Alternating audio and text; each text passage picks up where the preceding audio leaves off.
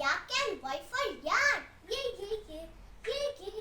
Z for zebra, Z for zoo. Thank you. And please subscribe my channel and like my channel. And share to all family and friends. And thank you for watching my video.